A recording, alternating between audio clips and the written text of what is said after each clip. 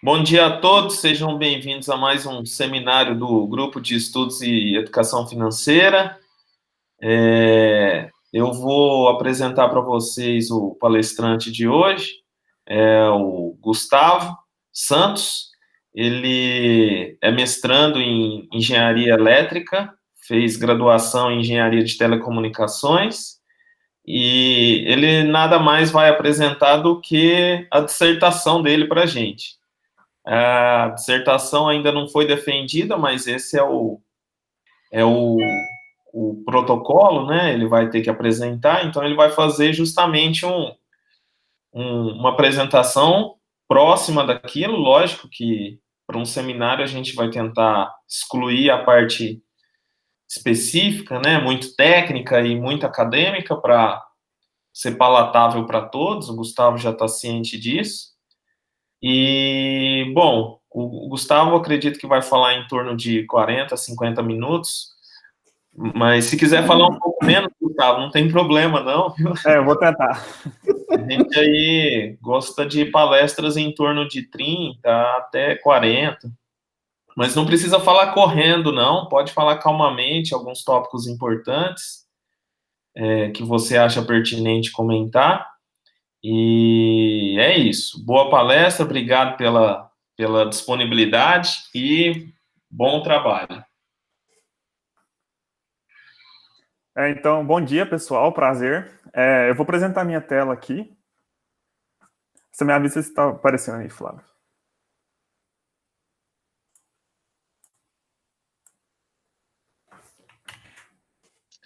Eu não avisei o pessoal, mas eu sou co-orientador, então qualquer coisa que vocês queiram criticar nesse trabalho, pode me xingar também, não tem problema não, tá bom? Boa apresentação a todos. Bom dia, pessoal. Então, o nome da minha dissertação, do meu trabalho, é Reconhecimento de Padrões, Desenvolvimento e Aplicação de Algoritmos de Machine Learning para Previsões de Ações do Bovespa. Meu orientador é o Antônio Cláudio Pasquarelli, daqui da Universidade Federal de Uberlândia, e o co-orientador é o Flávio, que está aqui. Eu dividi meu trabalho em 6 capítulos, né? A introdução, que eu faço um breve resumo sobre o meu trabalho. A literatura relacionada, que eu discuto autores que fizeram trabalhos parecidos com o meu.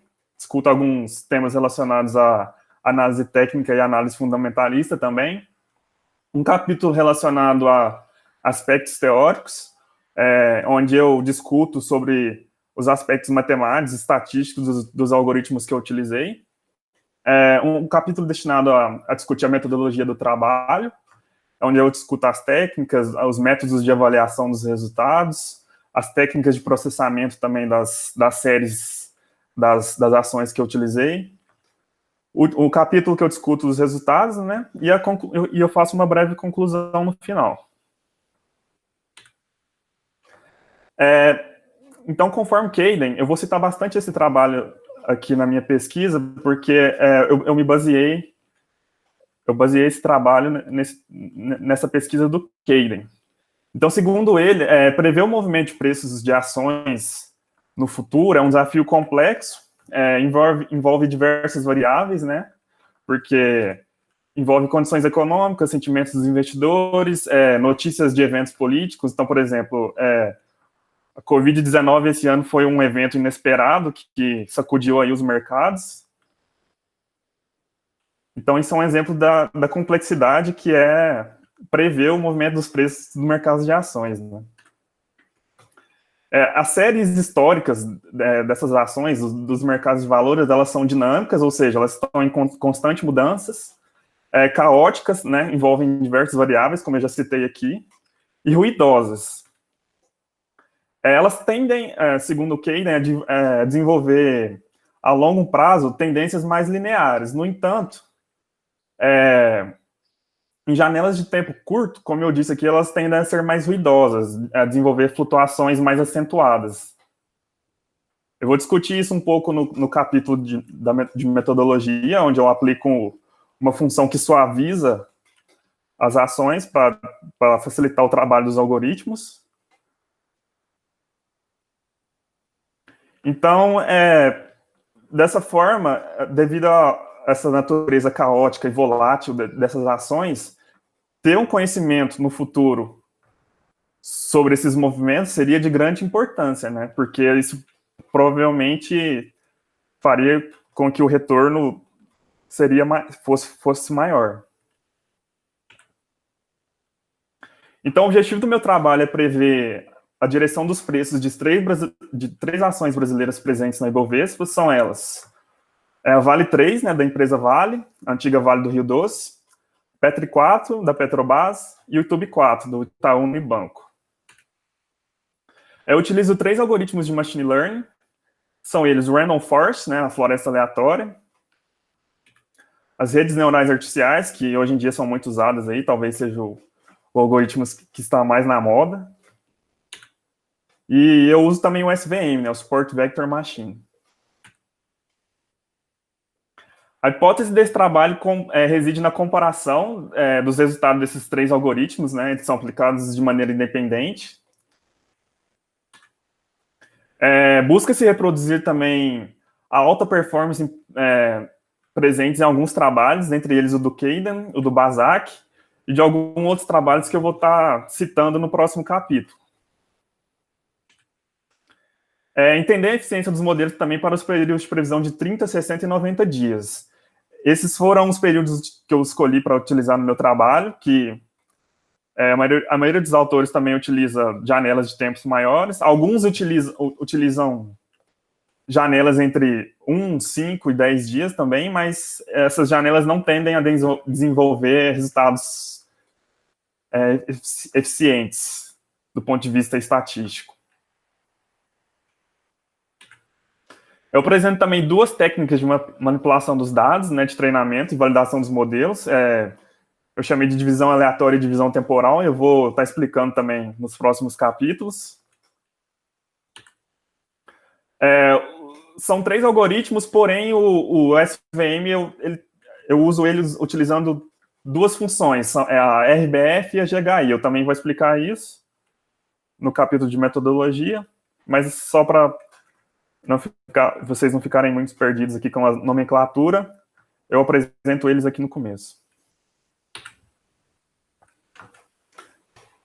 Então, assim, na literatura, há diversas abordagens e algoritmos que se propõem a entrever as tendências dos mercados. No entanto, a utilização de algoritmos contradiz uma regra básica em finanças denominada a hipótese do mercado eficiente. Essa é uma teoria muito forte. Ela diz que o preço atual das ações reflete totalmente as informações relevantes. Dessa forma, se uma pessoa obtiver uma vantagem inferindo dados históricos das ações, todo o mercado se perceberá desse benefício e, como efeito, o preço do papel será corrigido. Essa teoria ela começou a ser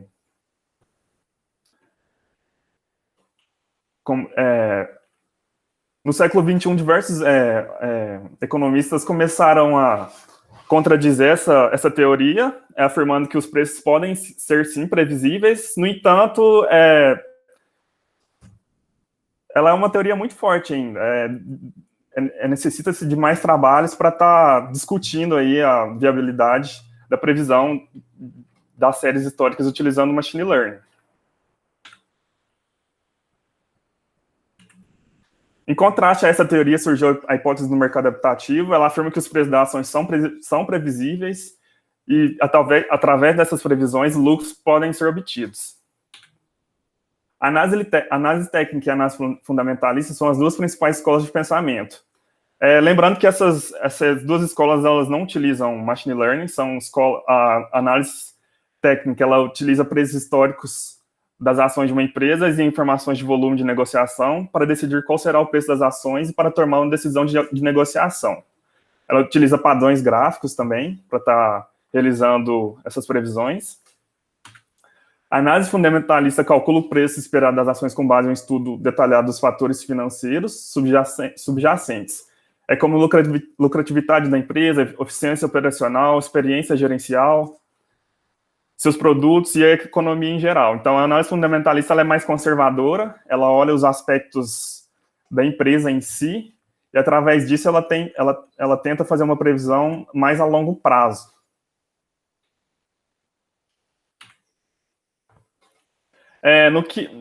No aspecto dos algoritmos de machine learning, segundo o Caden, o algoritmo mais utilizado atualmente é o SVM, né, Support Vector Machine.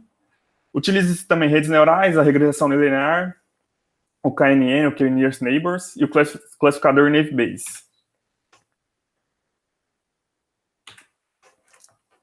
No trabalho de Lingu, uma abordagem baseada em SVM é proposta para a previsão de tendências no mercado de ações. Ele utiliza uma função SVM quase linear, aplicada à previsão de direção dos preços, utilizando um conjunto de variáveis pré-selecionadas de índices financeiros. Os resultados experimentais dele nos levam de 55% a 70% de acurácia, lembrando que esse é um trabalho de classificação, né? Então ele prevê o preço com base no entendimento de que o preço vai subir ou vai cair. Eu vou explicar isso mais à frente, o meu trabalho também segue essa linha. A acurácia, nesse caso, ela mede a relação de acerto em todas as amostras dos dados, né? A precisão demonstra a capacidade do algoritmo de acertar apenas amostras positivas.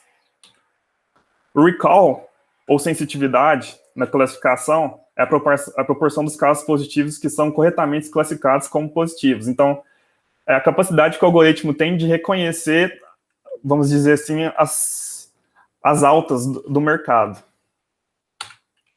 E do mesmo modo, a especificidade é a capacidade que o algoritmo tem de reconhecer as quedas do mercado. Então, por exemplo, eu posso dizer que o meu algoritmo foi capaz de reconhecer 70% das quedas do mercado.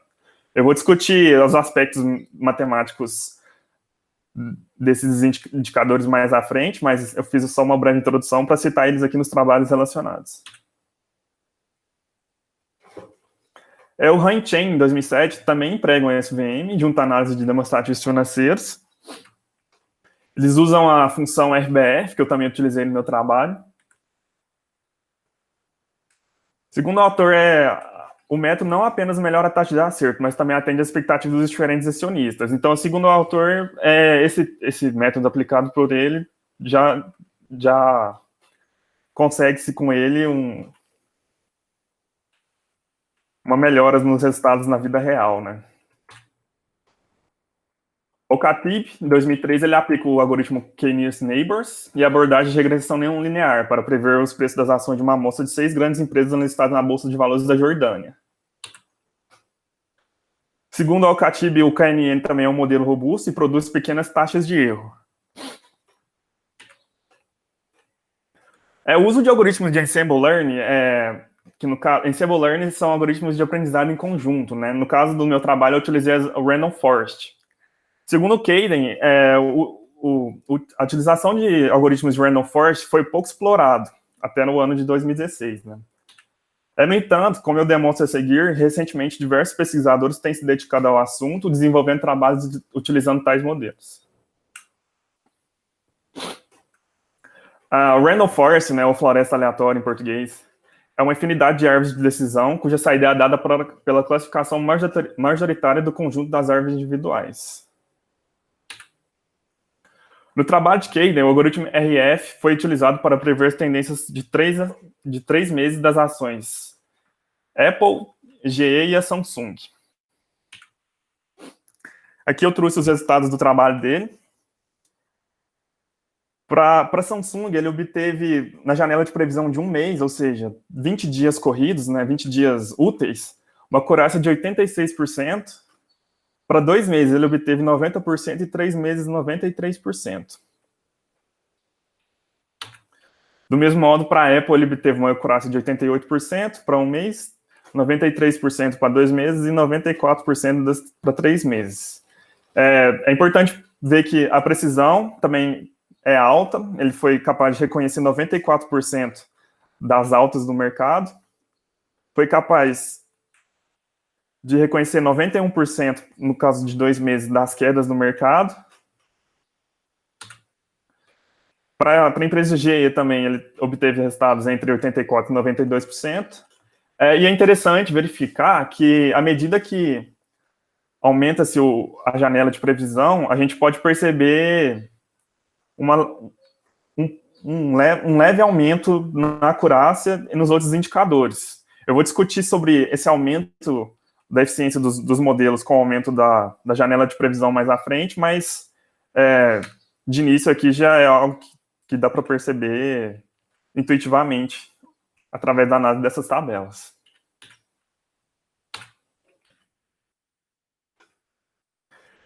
Nesse mesmo trabalho do Keidan, ele avalia o modelo dele para a empresa 3M, utilizando a base de dados do trabalho do Dai-Cheng de 2013. Ele também obtém resultados bem eficientes, entre 82% e 98%, para janelas de entre 1 e 90 dias. É interessante verificar aqui que para esse modelo ele utilizou uma janela de previsão entre 1 e 90 dias. Anteriormente, ele tinha utilizado de 1 mês a 3 meses. Como eu disse antes, esses são resultados muito altos.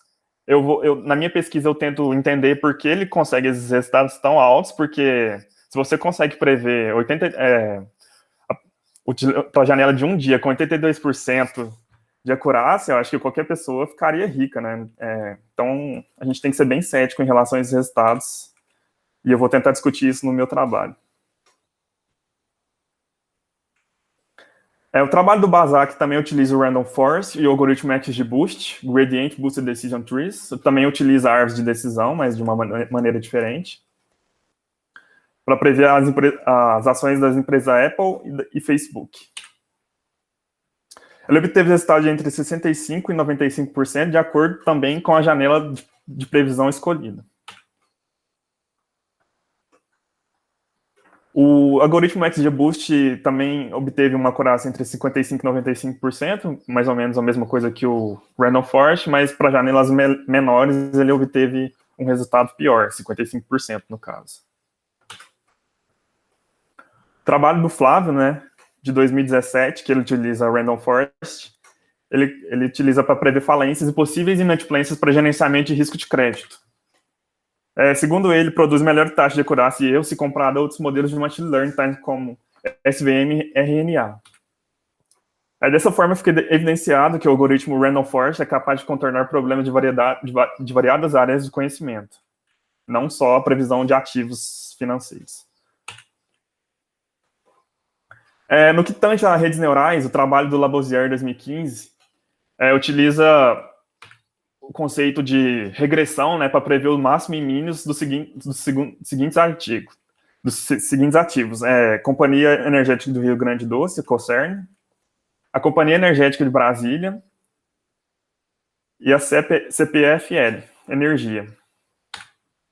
Ele trata a previsão como um problema de regressão, né, como eu já citei, então ele não utiliza a acurácia, a precisão, o recall para estar avaliando o modelo dele, ele utiliza o Mean Absolute Error, o MAPE, Mean Absolute Percentage Error, e o erro médio quadrático, né.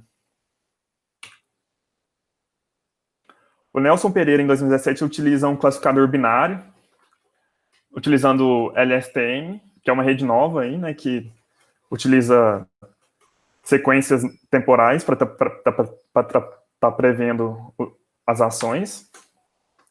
Ele utiliza 5 ativos, né, a BOVA11, a BBDC4, a CL3, ITOB4 e PET4. A gente pode perceber aqui que no trabalho dele ele obtém uma acurácia menor, no entanto, ele utiliza uma janela de 15 minutos. Ele obteve 55,9% de acurácia. Esse último trabalho de 2019 utiliza redes convolucionais. Essas redes geralmente são utilizadas para imagens, mas já existem trabalhos demonstrando que elas podem ser utilizadas também para previsão de ativos. Ele aplica essa previsão em alguns índices americanos, entre eles o SPI 500. Segundo ele, esse modelo de redes convolucionais mostra uma melhora significativa no desempenho e até melhores que outros algoritmos utilizados atualmente.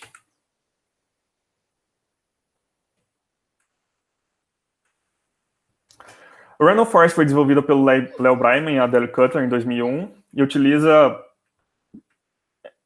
árvores de aprendizado em conjunto que opera construindo várias árvores de decisão no momento do treinamento e produzindo a classe, que é o modo das saídas geradas por árvores individuais. Ou seja, as árvores de decisões, elas operam através de ramos, que eu vou citar mais para frente utilizando imagens, que acho que fica mais fácil de identificar.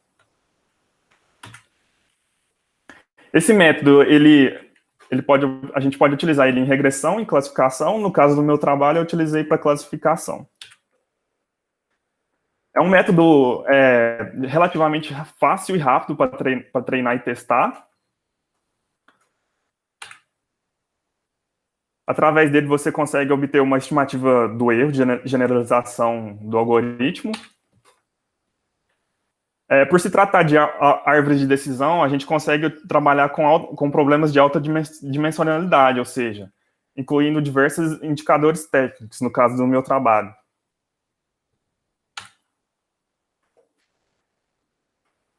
É um modelo interessante porque a gente consegue, no final do treinamento do algoritmo, obter a importância das variáveis. Então, se eu coloco 20 indicadores técnicos, por exemplo, para o algoritmo treinar, no final do treinamento do algoritmo eu consigo ver o grau de importância de cada indicador técnico na previsão do meu algoritmo.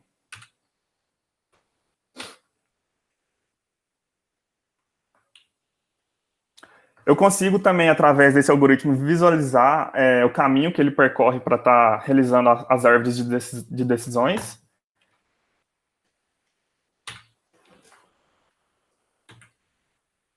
Ele pode ser aplicado em aprendizado supervisionado e não supervisionado. O que é o aprendizado supervisionado? É aquele que eu treino o algoritmo de acordo com as classes e eu digo para o meu algoritmo quais são essas classes, né? Então, por exemplo, eu vou treinar uma imagem. Então, eu digo para o meu algoritmo, isso aqui é uma vaca, isso daqui é um cachorro.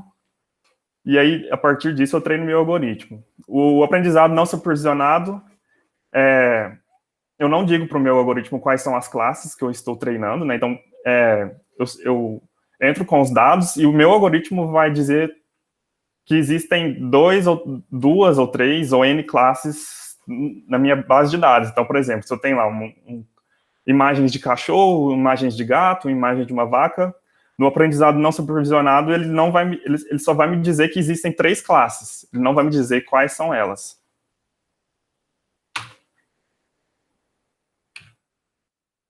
Vou estar pulando essa parte aqui dos aspectos matemáticos do Randall Forest, para dar tempo de apresentar tudo.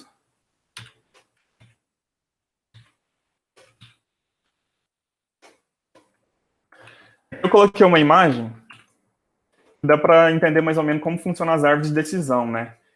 Então, o algoritmo, através dos indicadores técnicos e da aleatoriedade do Random Forest, ele consegue, através das árvores de decisões, ir percorrendo caminhos e, através desses caminhos, aumentar a eficiência do treinamento e aumentar a eficiência das predições.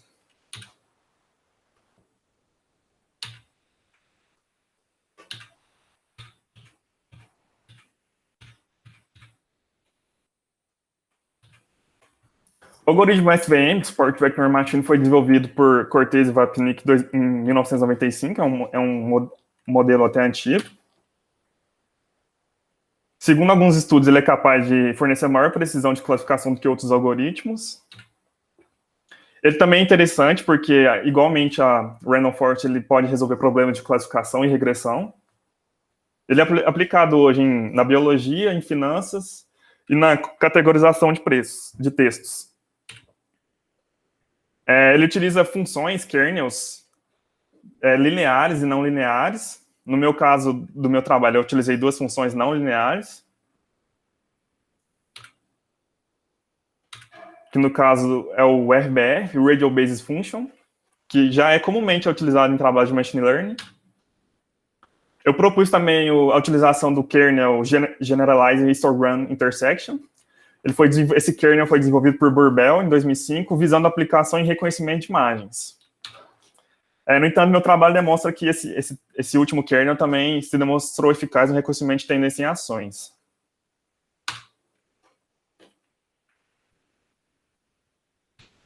Para entender um pouco como funciona o SVM, é interessante a gente citar o modelo linear, né?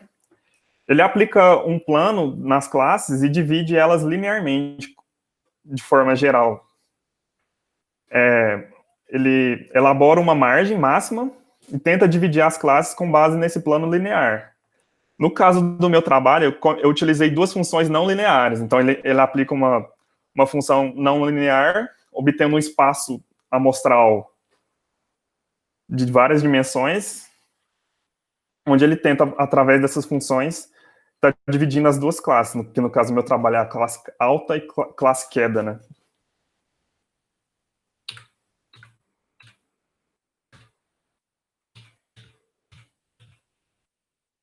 A função RBF que eu citei, que eu uso primeiramente, ela é uma função gaussiana, então ela aplica no espaço do algoritmo uma função gaussiana.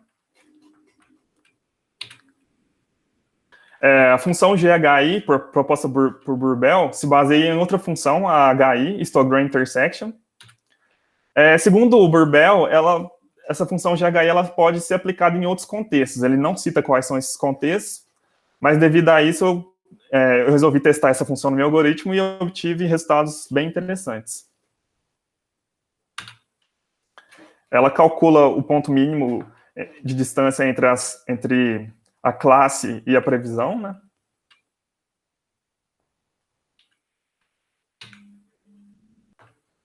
O outro algoritmo que eu utilizei no meu trabalho foram as redes neurais artificiais. Ela tem suas origens na tentativa de encontrar representações matemáticas do processamento de informações em sistemas biológicos. Então, na tentativa de reproduzir o neurônio humano, né? Ela é capaz de aprender por meio de exemplos, mas também de generalizar a partir de informações aprendidas. A vantagem da rede neural é que ela pode trabalhar com a não linearidade, adaptabilidade, então ela consegue se adaptar a novos dados de treinamento. No caso do... Opa, deu uma saída. No caso da aplicação em algoritmo machine learning, ela é interessante porque ela consegue se adaptar a novos dados do mercado de ações. Aqui eu coloquei uma figura que representa como funciona um neurônio artificial, né? Então a gente tem várias entradas, que no caso são os features do meu trabalho, né? Os indicadores técnicos.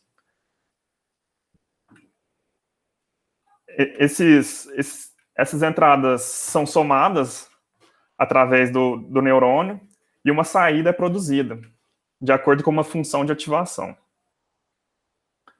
No caso do Deep Learning, que é o que eu utilizo aqui no meu trabalho, a gente utiliza várias camadas de vários neurônios desses. No caso do meu trabalho, eu utilizei 3 camadas, com cada camada possuindo 12 neurônios. A última possui 3 neurônios. Essa função de ativação que eu cito aqui, a GDU, no meu trabalho eu utilizei a ReLU, Rectified Linear Unit Function. Ela é definida matematicamente dessa forma, como uma função de rampa. Ela é interessante porque ela consegue atribuir alguns indicadores técnicos, ou no caso de outros trabalhos, features, né, um grau de importância 0. E para outros features, ela consegue linearmente atribuir um grau de importância maior.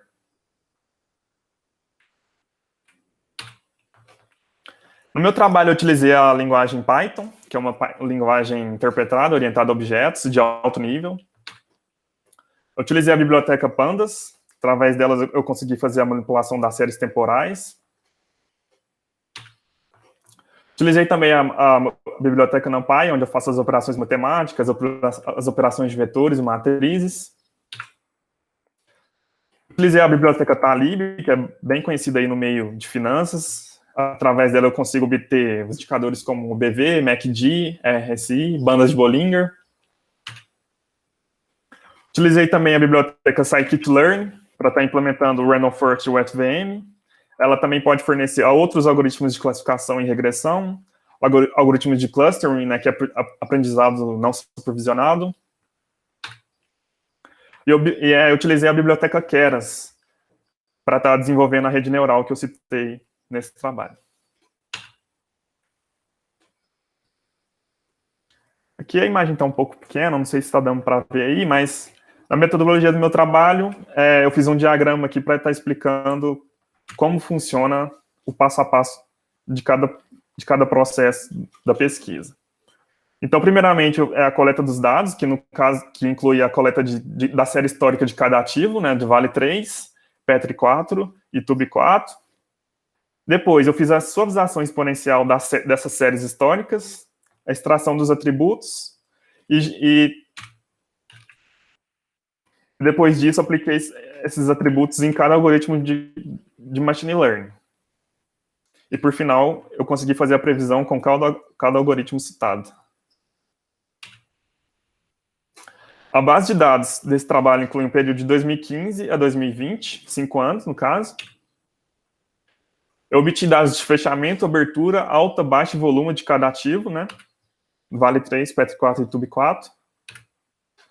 Aqui tá as séries históricas de cada ativo. Dá para perceber que nesses 5 anos elas tiveram um movimento bem parecido, mas em janelas de tempo menores, o ruído é bem grande, então a diferença é muito grande.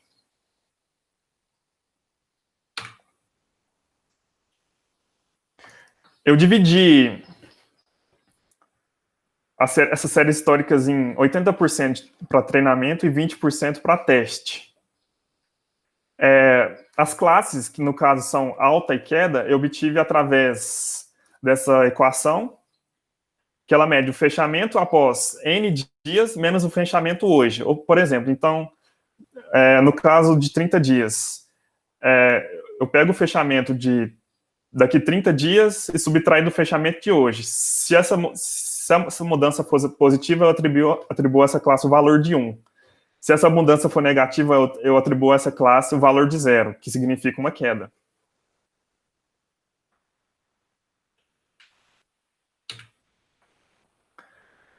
Aqui eu coloquei uma tabela para estar demonstrando como essas classes estão divididas, né? Então, por exemplo, para o YouTube 4, no período de 30 dias, nesses 5 anos, a gente teve 506 altas e 406 quedas.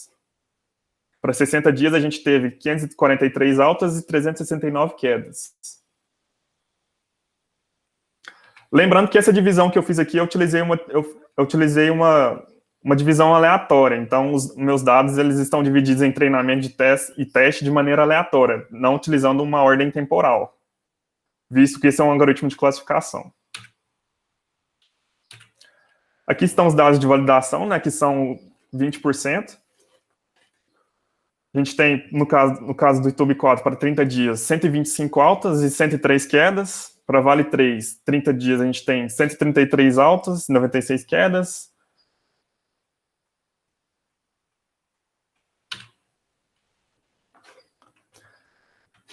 Aqui eu coloquei uma imagem que exemplifica como é essa divisão aleatória das classes, né? Então a gente tem aqui, no dia 11/4/2016.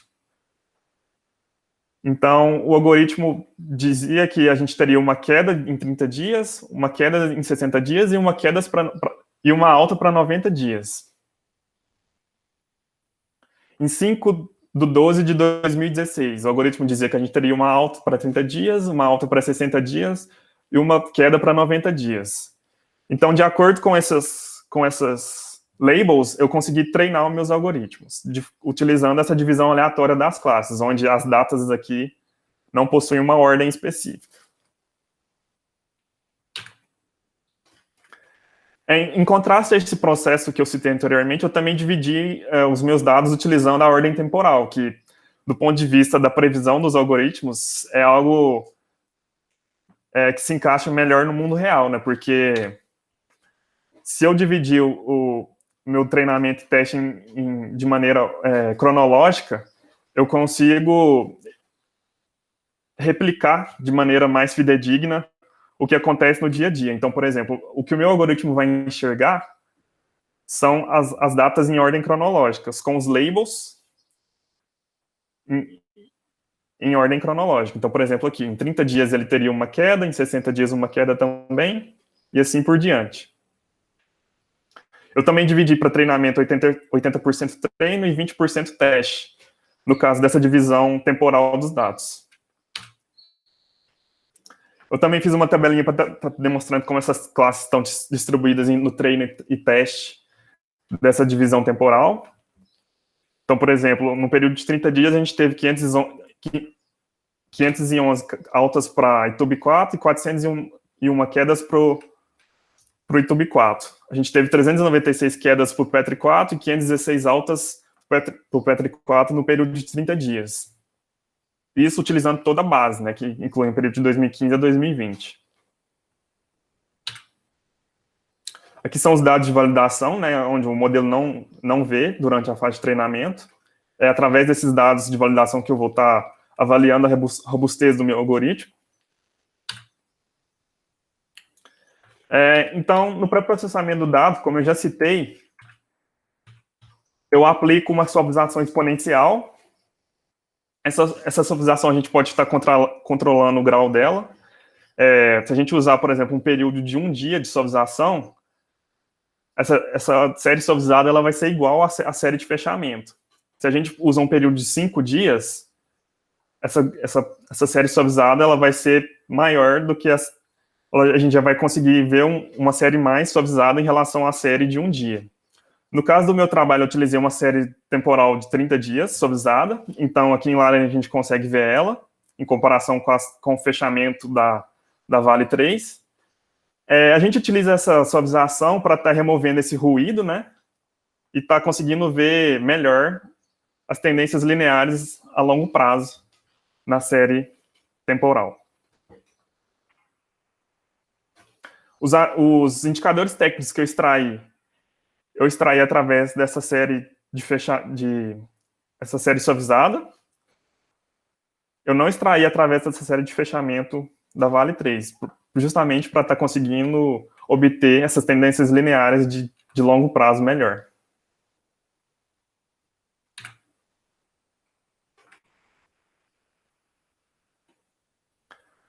Então, como eu disse, os 3 algoritmos, eles empregam atributos específicos para a realização do treinamento e previsão dos papéis. Esses atributos são indicadores técnicos, que eu vou estar citando aqui.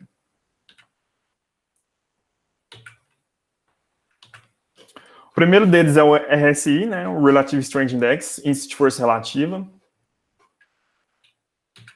Ele é bem conhecido aí no meio da análise técnica. O oscilador estocástico, que é um oscilador de momento, né, que ele obtém o valor de fechamento e através da baixa e alta dos últimos 14 dias, ele consegue obter uma medida de oscilação do mercado. Também usa outro oscilador que é o Williams-R, que utiliza também as altas dos últimos 14 dias e as baixas dos últimos 14 dias, em relação ao close de hoje.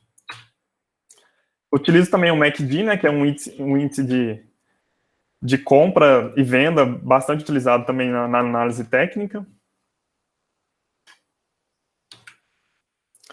Eu também uso o Price Rate of Change, para 14 dias, no caso do meu trabalho, e o indicador saldo de volume.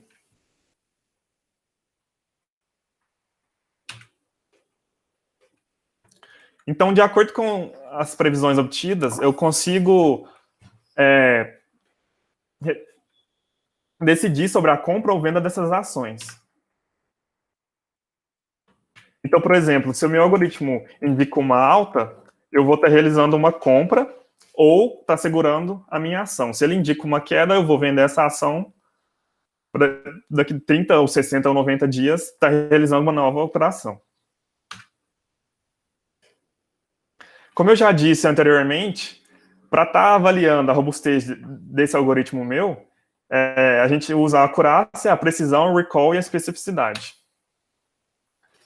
A acurácia é a relação dos verdadeiros positivos mais os verdadeiros negativos em relação aos verdadeiros positivos, verdadeiros negativos, e os falsos positivos e os falsos negativos. Ou seja, a acurácia ela mede ela é uma medida geral de acerto entre as classes positivas e negativas do meu modelo. A precisão, ela mede a capacidade do meu algoritmo de acertar amostras positivas. Então, eu posso dizer, por exemplo, que meu algoritmo acerta 90% das amostras positivas. Isso é uma medida de confiabilidade. O recall é a capacidade de reconhecer as altas do meu modelo. Assim como a especificidade é a capacidade do meu modelo de reconhecer as quedas do mercado.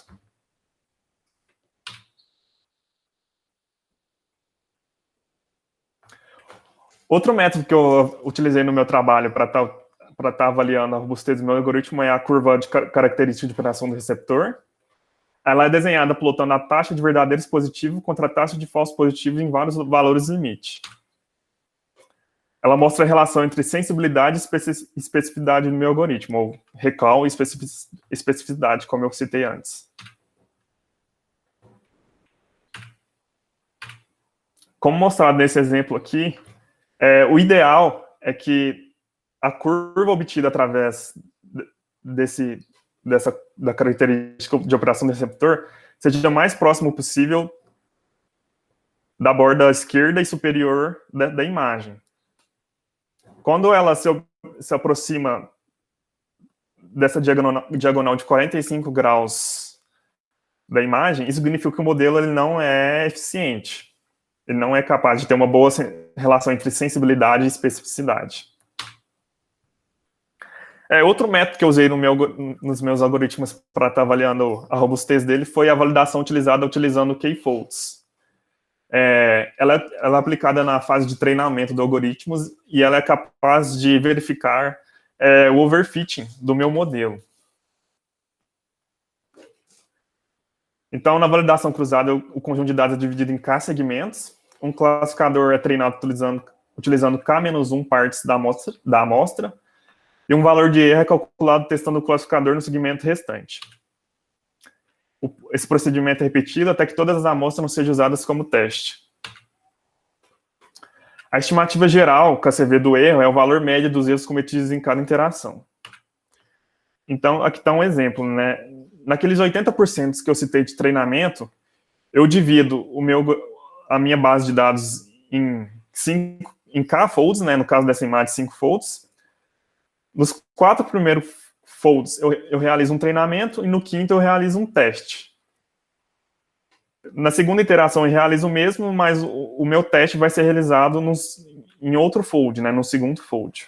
E assim por diante, até que todos os folds sejam realizados como teste.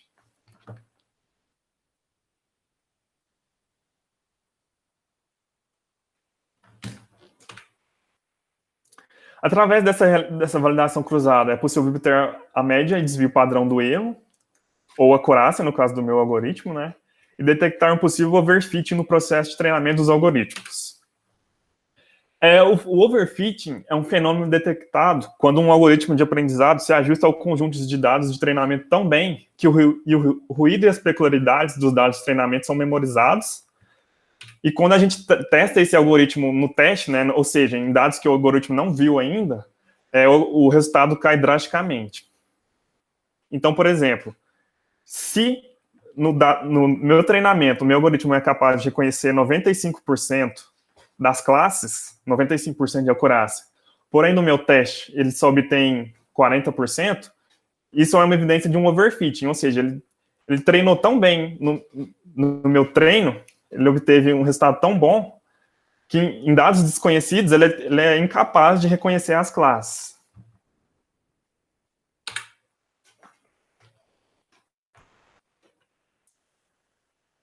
Os algoritmos que eu citei, eles foram treinados 2 vezes, né, utilizando a técnica de embaralhamento e a técnica temporal, que eu já citei anteriormente, para as janelas de 30, 60 e 90 dias. Aqui a gente tem os resultados para 30 dias, utilizando a divisão aleatória. Então, eu dividi por ativo, vale 3, Petricole Tube 4. A gente pode ver que nesse primeiro modelo, para 30 dias, utilizando a divisão aleatória, o Randall Forest foi capaz de reconhecer 96%, a rede neural 71%, o SVM-GHI 93% e o SVM-FBR 91%. É interessante esses resultados porque eles seguem a linha lá do Cadence, de uma acurácia entre 80% e 95%. A diferença entre as ações a gente pode ver aqui que não é muito diferente. Para a PET4, o Randall Forest obteve 92%, para a RNA 77%, para o YouTube 4, o SVM-GHI obteve 92%. A gente pode perceber também que a precisão, o recall e a especificidade são bem altos e vão de acordo com o resultado do Cadence. Para 60 dias, a gente também obteve um resultado bem alto, utilizando essa técnica de divisão aleatória. Os resultados ficaram entre 78% e 97%. Para 90 dias, os resultados foram melhores também. A gente teve aí, para RNA, 83%. Random Forest se manteve bem alto também, em torno de 96%. É possível perceber que a rede neural, em relação aos outros 3 algoritmos, ela está sempre abaixo em termos de acurácia. Como, por exemplo, aqui 90 dias ela está 83%, 82%, 89%. Para 60 dias ela está em torno de 78%, 82%. Aqui eu fiz uma média geral, né, utilizando as janelas. A janela de 30 dias obteve uma média geral de em torno de 80%, quase 90%. 60 dias já foi uma média um pouco maior de 90%. E 90 dias já foi um resultado acima de 95%. Aí. A gente pode perceber, então, que através do aumento dessas janelas, a gente aumenta a acurácia do nosso modelo. Agora, utilizando a técnica de divisão temporal, que é uma técnica mais interessante, porque se aproxima mais a utilização do algoritmo no dia a dia, os resultados foram bem inferiores em relação à técnica anterior. A gente pode perceber que, dessa vez, a rede neural obteve resultados melhores em relação aos outros algoritmos. Por exemplo, aqui no Petri4, ela obteve 67%. A precisão da rede neural para essa janela também foi um pouco maior em relação aos outros algoritmos, em torno de 82%, 70%.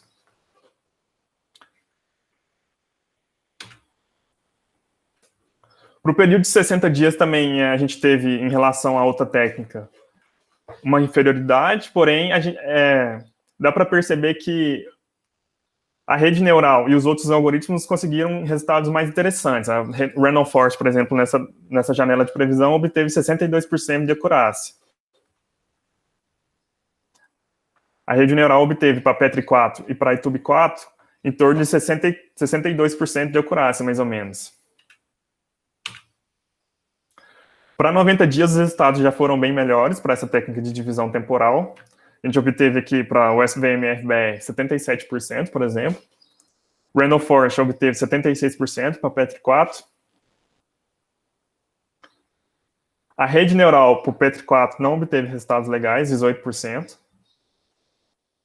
Mas lembrando que a rede neural também é um algoritmo muito complexo. Ela envolve muitas complexidades na construção dela. Por exemplo, o número de camadas, a função de ativação, quais indicadores eu vou estar utilizando. Então, isso pode influir bastante no resultado final dela. Já os outros algoritmos são mais simples. Eles desenvolvem resultados menos dinâmicos de acordo com as características que eu escolho para o modelo.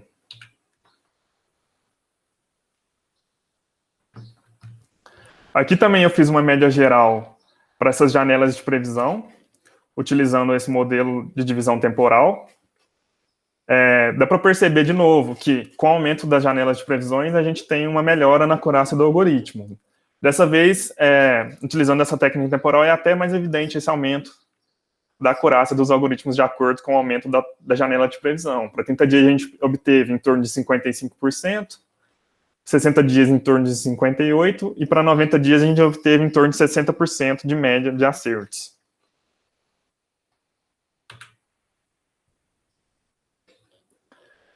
Eu também fiz a curva ROC, que eu já citei antes, para cada ativo, né? Dá para perceber aqui que utilizando a técnica de divisão aleatória, né, ou embaralhamento, os resultados são bem eficientes. A imagem está um pouco pequena aqui, mas dá para ver que para o SVM, Random Forest, o SVM no GH e o RBF, os resultados foram bem eficientes, né? A curva ROC se aproxima bem a borda superior esquerda de cada quadrante desse. A rede neural, como eu já citei, utilizando essa técnica, ela foi bem inferior aos outros modelos, então dá para perceber isso aqui. A linha da rede neural está bem abaixo das outras linhas dos outros algoritmos, se aproximando bastante da diagonal de 45 graus.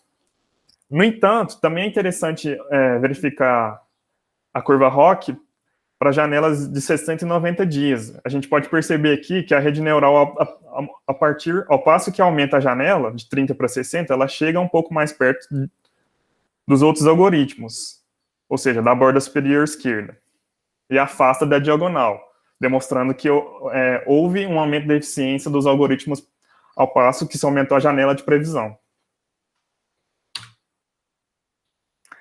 Dá para perceber a mesma coisa com o ativo Petri 4 e para o ativo YouTube 4. Utilizando a divisão temporal, dá para perceber, em relação à divisão anterior, uma queda drástica na eficiência dos algoritmos.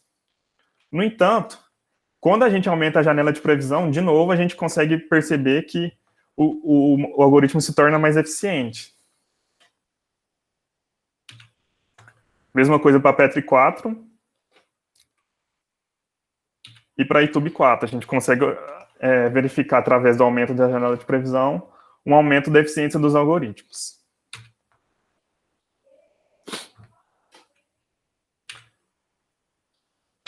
Como eu disse, os resultados sobre acurácia, precisão, recall e a curva ROC, elas nos dizem sobre os resultados do teste do meu modelo. Eles não avaliam o treinamento do meu modelo. Para isso, eu utilizo a validação cruzada, que através dela eu consigo verificar um overfitting no meu modelo.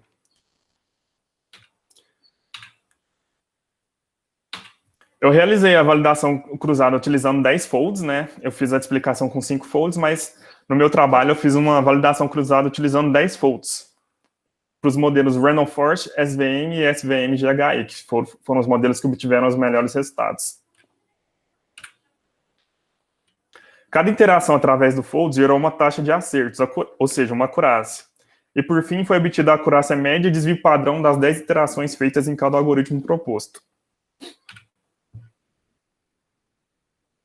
Então, aqui no caso, para Vale 3, por período de 30 dias, eu obtive uma acurácia média de 93% para o Random Forest e um desvio padrão de 4%. Ou seja, nas 10 interações que o modelo fez, naqueles 10 folds, a acurácia média foi de 93% e o desvio padrão em torno de 4%, ou seja, é um desvio padrão baixo. Isso mostra que meu algoritmo não tem overfitting.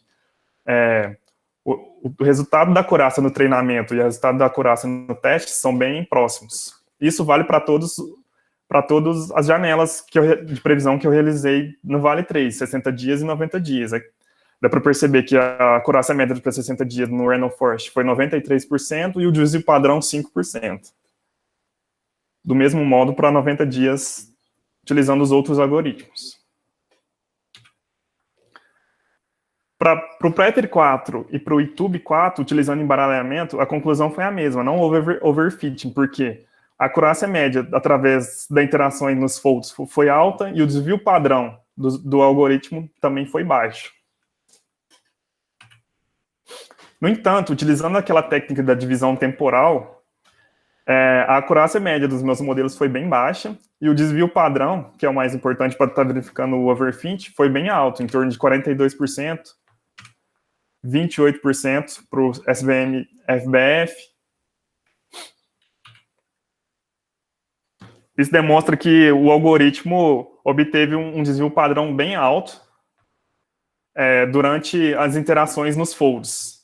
Isso remete ao overfit, porque o algoritmo, em alguns folds, tem um resultado muito bom no treino e em alguns folds tem um resultado muito ruim no teste.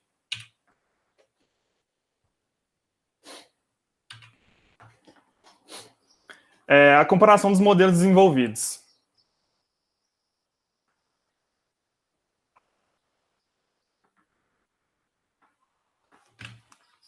Para o modelo de 30 dias, utilizando embaralhamento, eu fiz uma média geral para estar através das ações para estar verificando a acurácia de cada algoritmo, e o Random Forest obteve a maior acurácia dentre os algoritmos pesquisados. E dá para perceber que a rede neural obteve um resultado bem ruim em relação aos outros utilizando essa técnica.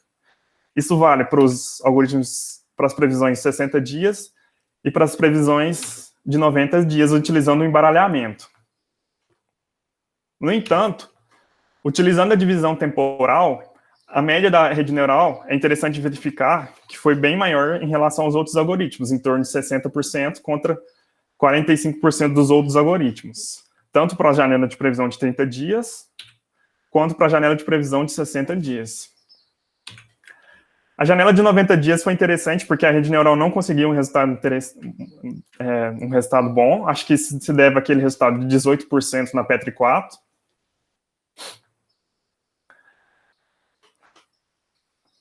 E, de novo, a Random Forest, nesse modelo de 90 dias, demonstrou, junto com o SVM-RBF, uma taxa de acurácia mais eficiente. O SVM-GHI, que é um kernel utilizado para previsão de imagens, se demonstrou ter a mesma capacidade que os outros algoritmos RF e SVM-RBF para estar realizando as previsões. Tanto em 90 dias, como 60 dias e 30 dias.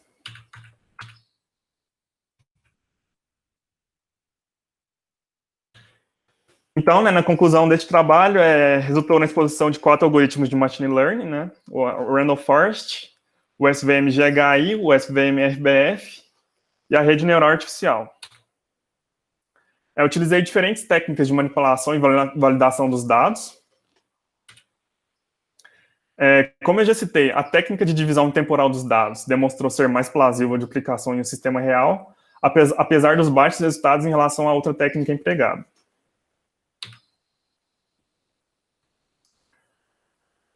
É interessante estar verificando essa questão da técnica de divisão de temporal, porque, como eu cito no meu trabalho, nessa seção, diversos autores provavelmente utilizam a técnica de divisão utilizando embaralhamento para estar realizando a realização da classificação. E isso faz com que o resultado desses autores sejam bem altos, como, por exemplo, do Cadon em torno de 85% a 90%, de acordo com a janela. A principal contribuição deste trabalho consiste na proposição de um método de classificação de tendência dos ativos Vale 3, Petri 4 e Tube 4, utilizando diferentes algoritmos. A pesquisa procurou reproduzir resultados já presentes na literatura, porém aplicados ao mercado brasileiro. Os resultados obtidos mostram que provavelmente as altas taxas de acerto encontradas na bibliografia não são reproduzíveis no dia a dia. Este fato se deve ao método de avaliação utilizado que separa treinamento e teste de maneira aleatória. Então, como eu já citei, na maioria dos trabalhos citados aqui, as altas taxas se devem provavelmente ao método de divisão que eles utilizam.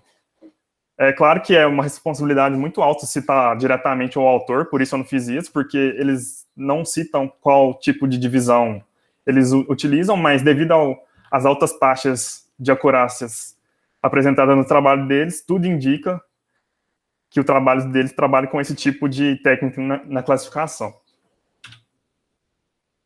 A função SVM-GHI, que é uma função desenvolvida para reconhecimento de imagem, né, demonstrou ser capaz de contornar o problema das previsões, obtendo resultados parecidos com os outros modelos. Isso reforma a afirmação do Burbel de que ela pode ser aplicada em diferentes contextos. Então, a gente pode, para trabalhos futuros, eu posso estar aplicando ela para outros temas, né, relacionados ao trabalho. Para trabalhos futuros também a gente pode estar trabalhando com redes neurais, LSTM, que utilizam dados sequenciais, temporais, né? Esse tipo de rede não trabalha com indicadores técnicos. As redes convolucionais, né, que também são redes utilizadas para imagens, mas que também são redes que dão resultados bem eficientes para séries temporais, e modelos híbridos, né, que utilizam a combinação desses algoritmos citados no meu trabalho. Futuramente, os modelos de previsão também podem incluir outras métricas, como preço previsto, no caso de uma regressão, né, o nível de risco e a probabilidade de ocorrência. É, o desenvolvimento de um sistema de gerenciamento de carteiras utilizando algoritmos genéticos e deep learning também será um complemento para essa pesquisa. Então, eu posso estar desenvolvendo um algoritmo de gerenciamento de carteiras que utilize essas previsões desse trabalho, atrelado a outros algoritmos de gerenciamento de carteira, como algoritmos genéticos, dentre outros. E é isso aí, pessoal. Qualquer dúvida que tiver, crítica ao trabalho também, eu estou aberto aqui. Estão as referências do meu trabalho. Como essa ainda não é uma apresentação oficial, ainda tem alguns errinhos, eu peço desculpa pelos alguns erros que eu cometi na apresentação, mas eu estou aberto aí a críticas e dúvidas sobre o trabalho.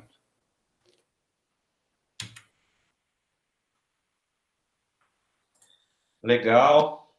Muito obrigado aí, Gustavo, pela apresentação. Pessoal, dúvidas, questões? Zé? Eu tenho. Pode ir. Se o cara tem uma acurácia de 90%, por que ele não está rico? Ô, Flávio. Diga. Primeiro, duas coisas. Eu queria dar parabéns a Gustavo, porque ele tem uma capacidade muito boa de trabalhar com esses dados complexos, e o trabalho dele está muito bem organizado. Uhum. Sem dúvida, é um excelente trabalho. Deve continuar nisso. Só que, Gustavo, tinha duas coisas aí que você fez que me deixa... confirma o que quem entrar no mercado já sabe, é que à medida que você aumenta o tamanho da amostra, você vai diminuir os erros e, consequentemente, aumentar os acertos. Isso não vem do teu modelo, mas vem da estatística. Ô, Dantas. Sim. Só fazer uma vírgula, um parênteses aí. Quando você fala o tamanho da amostra, a gente tem dois nomes importantes aí que podem causar confusão. É só para facilitar o entendimento dos outros. O que você está dizendo é o horizonte de previsão, né? E não o tamanho da... Não, à medida que você regride no tempo, porque o que nós estamos... A variável aí importante é o tempo. À medida que você coloca mais períodos, sim, de anos, etc., então o erro diminui, a tua previsão melhora por dois motivos. Primeiro, que no longo prazo, os retornos médios se aproximam do retorno da economia, que é determinado pelo ganho de produtividade, e esse não pode mudar muito no longo prazo, porque tem problemas técnicos aí de aumentar. Então, a maioria das economias cresce a uma taxa muito baixa e, portanto, os retornos em ações de longo prazo são baixos. Tá? Mas, porque você está usando mais dados, mais anos, a certeza ou a incerteza diminui e a certeza aumenta. Portanto, eu tenho a dúvida se isso aí é devido aos modelos que ele usou ou se é um fato estatístico natural que ocorre. Essa é a primeira questão. A segunda é o seguinte: seria interessante testar um modelo, que está muito bom, num período de um mercado bear, não um bull market. Porque você pegou um período que o mercado está crescendo. Então, seria interessante ver testar isso quando o mercado está caindo. Sim. Para ver onde está o modelo. Então, mas o que eu gosto desses modelos complexos é que eles trazem algumas coisas que são óbvias, que a gente passa por cima e não vê e tem que estudar muito para descobrir.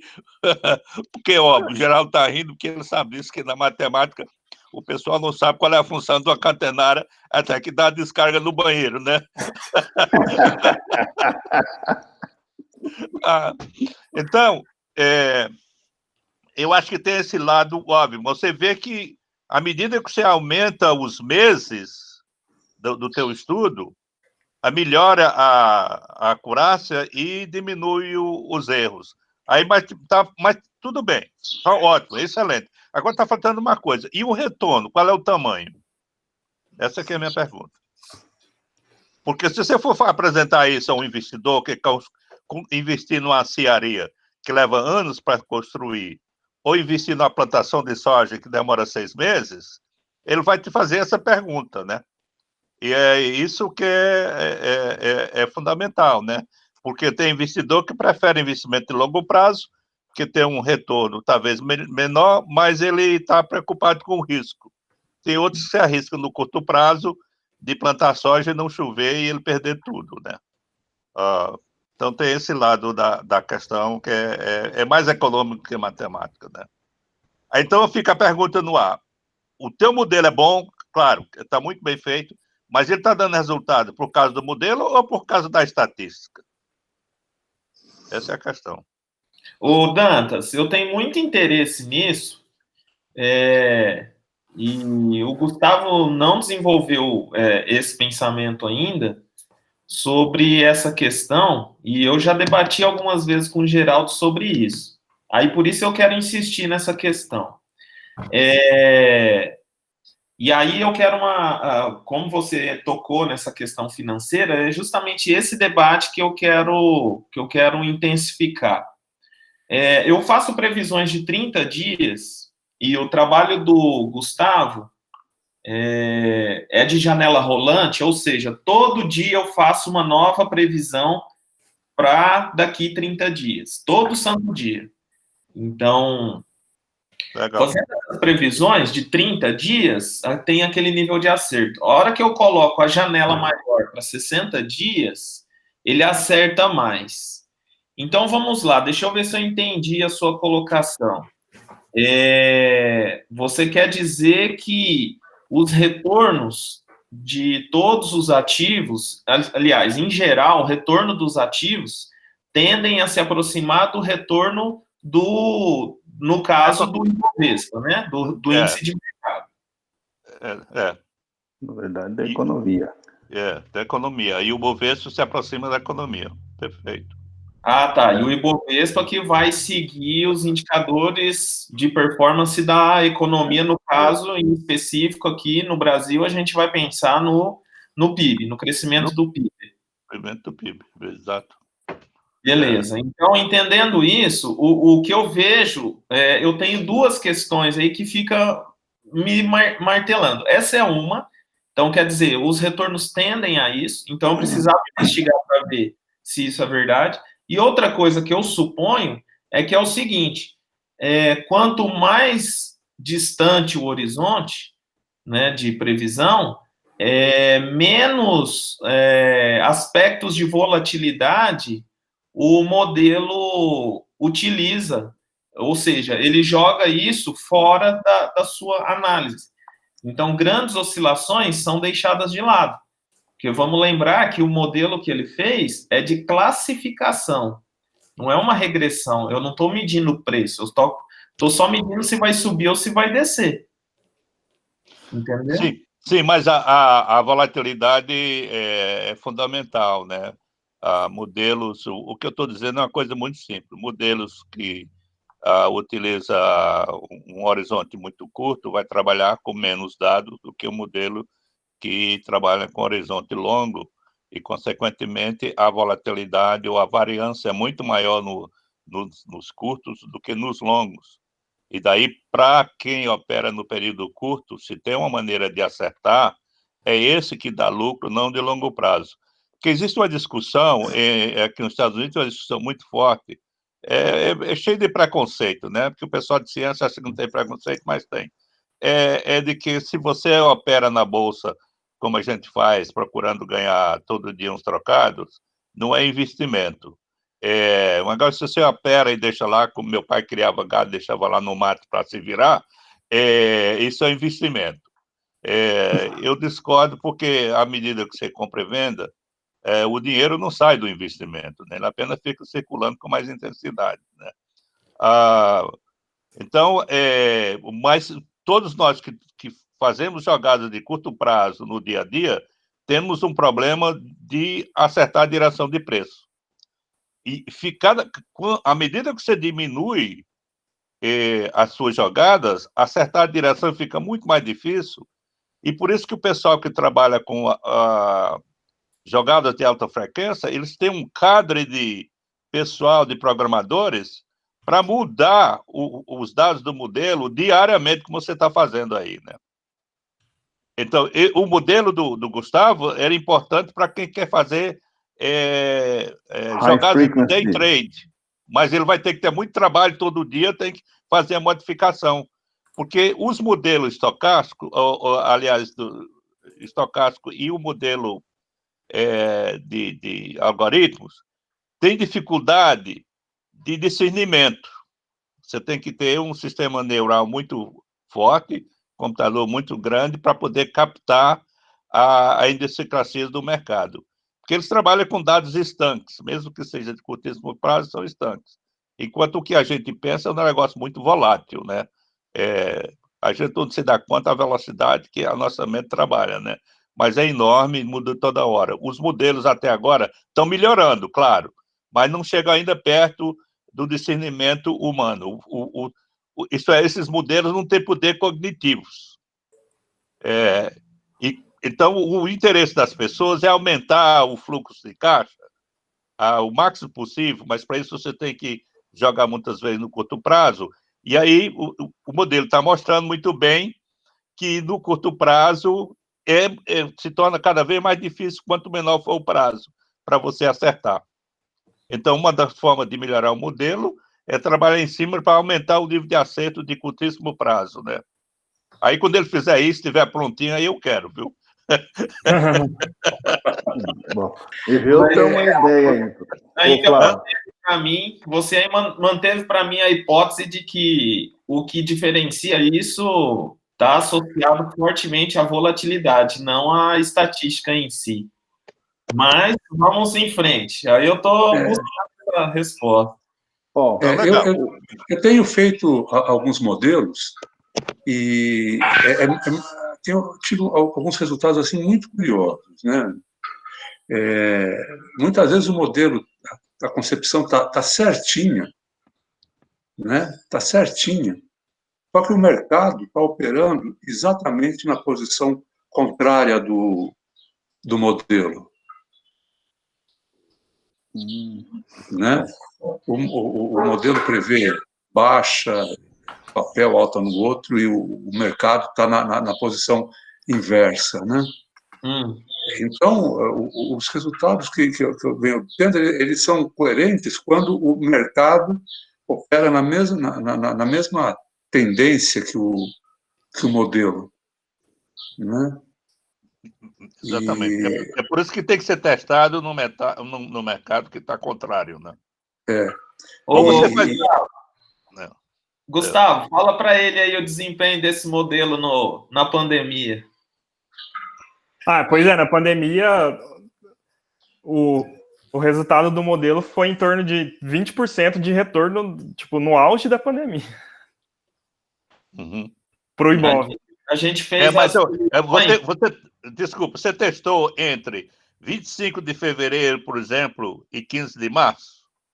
Sim. Exatamente. Exato. Testou aí? Sim. Interessante. Acho que foi 25 previsões do Gustavo, errou 2. Nossa, excelente, hein? Excelente. O modelo da pandemia foi uma coisa fenomenal. Só que, assim, tinha que ter coração. Que a pandemia ela aumentou a volatilidade, né? Sim. Exato, é isso que eu fiquei intrigado. Porque aí é que está justamente a coisa maluca, porque você aumentou a volatilidade e o modelo performou melhor. É isso que eu não estou conseguindo. Não, mas, Flávio, eu acho que isso dá para entender. Porque se você está no mesmo sentido, se o modelo está no mesmo sentido no mercado, o aumento da volatilidade aumenta teu lucro. Tá. Aí é no sentido do retorno que você está falando, né? Exato. Mas outra coisa... Ele acerta mais. Certo. Voltando à segunda questão do Dantas a respeito da estratégia, Dantas, esse é um negócio que ainda a gente não pensou direito, porque como as previsões são de janela rolante, ele vai ter que desenvolver qual é a estratégia, porque todo dia ele faz previsão. Então, vamos ter que subdividir as previsões em, por exemplo, vou apostar todo dia 1º, aliás, vou começar no dia 1º de janeiro, e aí a cada 20 dias eu vou fazer a rebalanceamento da previsão, né, da minha carteira. Eu acho que essa é uma estratégia, só que aí não coincide com o nível de classificação correto do modelo. Talvez vai ter que testar, começar numa segunda, começar numa, sei lá, algo assim, né, para ter a coerência do modelo funcionar adequadamente. Mas é um negócio que ainda não foi feito, e eu acho que para a janela de 90 dias, né, que tem maior acurácia, a gente vai ter que aumentar, aí sim, o tamanho da amostra. Se eu não me engano, você está usando janela de 2 anos de amostra, Gustavo? Você fala no treino ou no teste? No treino. 5 anos e 80% de treino, né? Então dá... 1 ano, então. 1 ano no teste. Então, para 90 dias, eu teria só 4 previsões, né? Então, teria que aumentar esse modelo e aí talvez adaptar o que o Geraldo gosta, que é o tal do modelo de controle... Preditivo. Controle preditivo. O controle preditivo, né? Que a cada nova previsão eu vou fazer uma correção no modelo, né? Então, aí eu quero até fazer um comentário, que assim, você faz uma previsão, por exemplo, você obtém um resultado, nos próximos 20 dias vai subir. Aí, na verdade, o que você faz é alinhamento do tempo. Aí você desce para um gráfico, por exemplo, de 15 minutos, meia hora, usa a mesma quantidade de dados que você usou para o treinamento para descobrir nos 20 dias, você usa agora no gráfico de 1 hora, 30 minutos ou 15 minutos, e faz a previsão de novo aqui, usando a mesma técnica. Se der subir também, significa que aquele dia está no momento certo de você entrar. Se não der, você também pode ficar aguardando. No dia seguinte, seu modelo maior já disse, é para comprar, mas você não comprou naquele dia, porque seu modelo, no gráfico menor, disse, não está na hora ainda. Vai subir em 20 dias, mas por enquanto estamos tranquilos, não está na hora de operar ainda. Aí você roda novamente para o dia seguinte, aí no gráfico de 15 minutos, falou, opa, agora sim, está na hora de entrar, aí você entra. O Geraldo tocou no... Entendi. Essa minha metodologia de operar, e lá no InvestMax eu tenho alguns artigos que eu escrevi justamente sobre isso aí, de você mudar de intervalo longo para intervalo menor, alinhando, né? É o que eu chamo de alinhamento automático. Trabalhando com esse tipo de alinhamento todo dia, eu não erro. Eu só erro quando eu desobedeço o alinhamento. Isso do alinhamento é muito interessante. Você trabalha com os gráficos maiores e quando eles vão indicar para você a direção, aí você desce para os gráficos de tempo menores e confirma quando der para aquele lado. Isso. Perfeito. Entendi. Isso é plenamente factível. Se o Gustavo não entendeu, depois eu explico para ele, porque faz todo sentido. Volta lá as ideias das ondas de Elliott, volta as ideias da capacidade preditiva, volta ao controle preditivo. Acho que tudo isso alinhado vai dar isso vai ser muito bom para o seu doutorado, inclusive, viu, Gustavo? Dá uma olhada na teoria de Charles Down, né? Tá. Beleza. Isso aí Não, legal. Muito obrigado aí pelos comentários. Tá na hora de encerrar, mas eu quero fazer um comentário, embora seja técnico, não é bem um comentário, é uma perguntazinha, mas eu não entendi um negócio que é o seguinte, que o Gustavo falou e ele faz no treinamento. Se você pega esses 4 anos para o teste, digamos, quando você faz com o treino, mas você tem 2 tipos, é o temporal e o outro, como é que você chama mesmo? Divisão aleatória.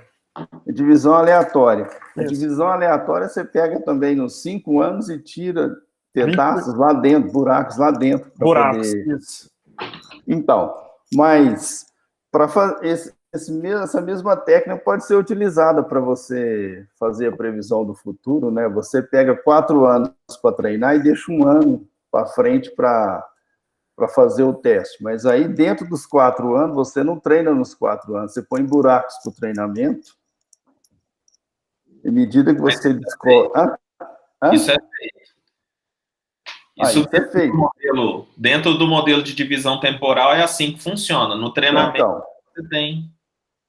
você tem essas janelas de buraco. Por isso que o modelo no treinamento vai muito bem. Ele atinge o que seria próximo do modelo de divisão aleatória. Entendeu? No entanto, no teste, que no caso é a série que ele não viu ainda, os resultados são ruins. Mas então na hora que eu falo treinamento, então ele não é, ele é aleatório. Você põe buracos para treinar, e depois para fazer a previsão dentro do, por exemplo, 4 anos. Você dividiu, deixou, por exemplo, 1 ano para sei lá, para fazer a previsão, 3 anos para o treinamento. Aí depois, esse treinamento que foi feito, você testa no ano seguinte, que ele nunca foi treinado, ele erra, é isso? Isso. Então é estranho, né? Porque se colocasse 30 dias para frente depois dos 4 anos, está muito parecido com o que ocorreu antes. Ele tinha que acertar. Depois rolar a janela e tinha que continuar fazendo E é um próximo passo que eu acho interessante, que é, de repente, buscar a janela rolante para o próprio treinamento do modelo. Então, é isso. Então, eu vejo assim, até quanto tempo depois ele tem um nível de acerto similar ao treinamento.